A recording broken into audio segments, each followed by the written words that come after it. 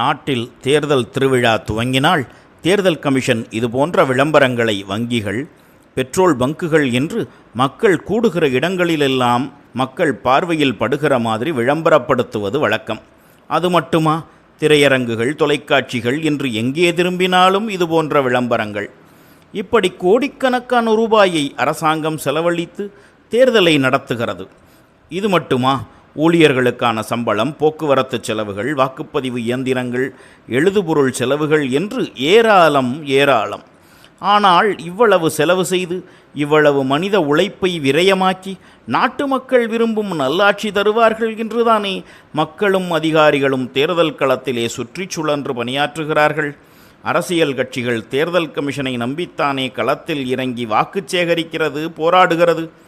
ஆனால் எதற்குமே வேலையில்லாமல் தாங்கள் நினைத்தபடி சேர்க்கவும் தாங்கள் நினைத்தபடி நீக்கவும் தெரிந்த வல்லுநர் குழு இருந்தால் ஒட்டு மொத்தமாக உலகின் மிகப்பெரிய ஜனநாயக நாடான இந்தியாவின் தலைவிதியை மாற்றிவிட முடியும் என்று உலகத்துக்கே முன்மாதிரியாக நம்முடைய தேர்தல் கமிஷன் வழிகாட்டி இருக்கிறது.